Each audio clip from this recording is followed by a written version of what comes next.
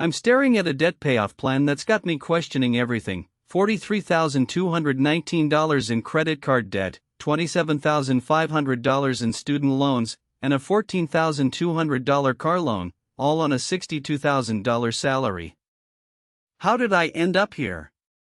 You're probably in a similar situation, feeling overwhelmed by the sheer amount of debt you're dealing with. You're getting those pesky calls from collectors, your card's being declined, and you're already spent this month's paycheck. I've been there too, and it's a vicious cycle that's hard to break. But here's the thing, by the end of this, you'll know exactly how to tackle your debt in a way that actually works for you, not against you. You'll understand why the debt snowball method might not be the best approach for most people, and what you can do instead to pay off your debt faster. I've seen it happen to a friend, let's call her Alex, who's a 32-year-old freelance writer. She had $31,000 in credit card debt, $18,000 in student loans, and was making around $50,000 a year. She tried the debt snowball method, but it wasn't working for her. She was getting frustrated, feeling like she was making no progress, and was on the verge of giving up. But then she stumbled upon a different approach, one that focused on high-interest debt first, and it changed everything for her. She started by listing out all her debts, from the highest interest rate to the lowest. She had a credit card with a 22% APR, a personal loan with a 15% APR, and a student loan with a 6% APR. She realized that by prioritizing the credit card debt first, she could save thousands of dollars in interest payments over time. Now, I know what you're thinking, what about the debt snowball method? Doesn't that work? Well, the truth is, it can work for some people, but it's not the most efficient way to pay off debt. The debt snowball method involves paying off your smallest debt first, while making minimum payments on your other debts. But this approach can end up costing you more in interest payments over time. For example, let's say you have two credit cards, one with a $2,000 balance and a 20% APR, and another with a $5,000 balance and a 12% APR. If you focus on paying off the $2,000 balance first, you'll be paying more in interest on the $5,000 balance over time. But if you prioritize the debt with the higher interest rate, you'll save more in interest payments over time. So, what can you do instead? The first step is to list out all your debts, from the highest interest rate to the lowest. Then, focus on paying off the debt with the highest interest rate first, while making minimum payments on your other debts. You can also consider consolidating your debt into a single loan with a lower interest rate, or balance transferring your credit card debt to a card with a 0% APR.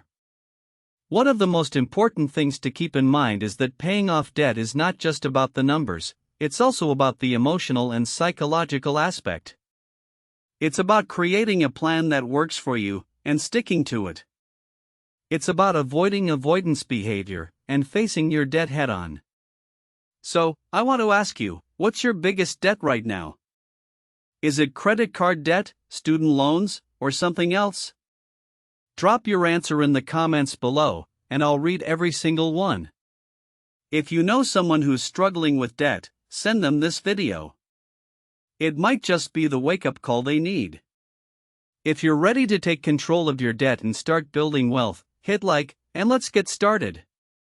In my next video, I'll be sharing a step-by-step plan on how to create a budget that actually works for you, and how to start investing in the stock market, even with just a few $100s.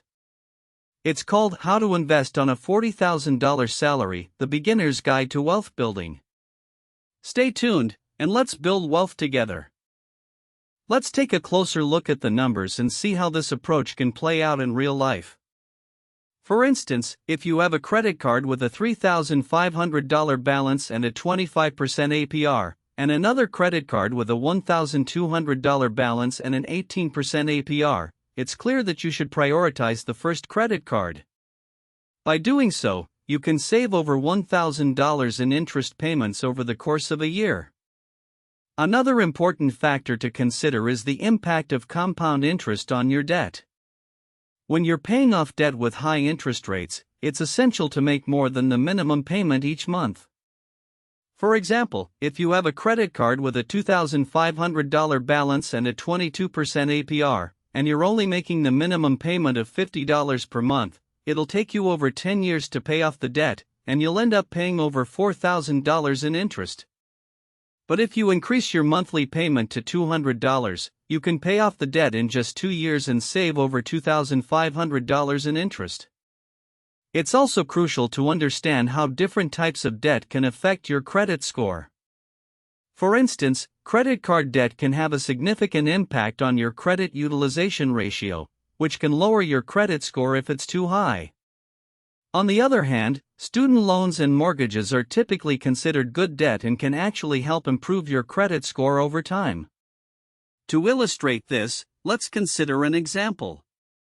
Suppose you have a credit card with a $1,800 balance and a credit limit of $2,000. Your credit utilization ratio is 90%, which can significantly lower your credit score. But if you pay off $500 of the balance, your credit utilization ratio drops to 60%, which can help improve your credit score.